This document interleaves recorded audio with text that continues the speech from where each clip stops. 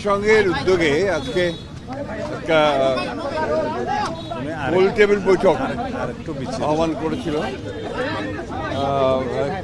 এখানে রাজনৈতিক দলের কয়েকজন নেতা ছিলেন, খুব সিলেক্টেড দেখলাম। আর দেখলাম কমিশনের প্রধানরা ছিলেন। মূলত এখানে যে সংস্কারের ব্যাপারগুলো যেগুলো আপনার কমিশনগুলো করা হয়েছে সেই সম্পর্কে জাতিসংঘের মহাসচিবকে অবহিত করা হয়েছে। সেটা নজরুল ইসলাম আসিফ নজরুল করেছেন। আমরা আমাদের বক্তব্যের মধ্যে যে কথা আমরা বলে আসছি সে একই কথা বলেছি আমরা, যে সংস্কার তো অবশ্যই করতে হবে। আমরা তো সংস্কারের কথা সবার আগে বলেছি, সেই সংস্কারটা অবশ্যই করতে হবে, কিন্তু সেই সংস্কারটা যত দ্রুত করা যায়।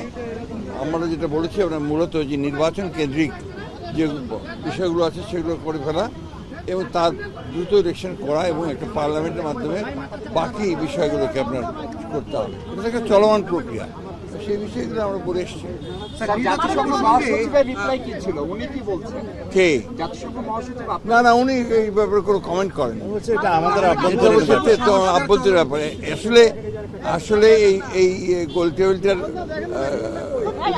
আমি ঠিক বুঝিনি আর কি। মানে কি হবে?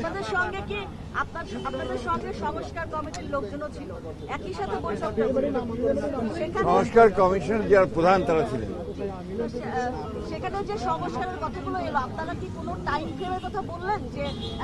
আমরা ওখানে টাইম ফ্রেম কথা বলার কোনো প্রয়োজন নাই, কারণ এটা তো সম্পূর্ণ আমাদের আভ্যন্তরীণ ব্যাপার।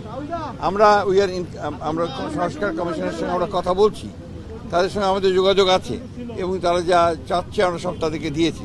ইতিমধ্যে আমাদের সঙ্গে একটা বৈঠক হচ্ছে, তো সেই বিষয়গুলো তো আপনার প্রশ্ন উঠতে পারে না। আর জাতিসংঘের মহাসচিবকে আমরা আপনার টাইম ফ্রেমটা দিতে যাবো কেন?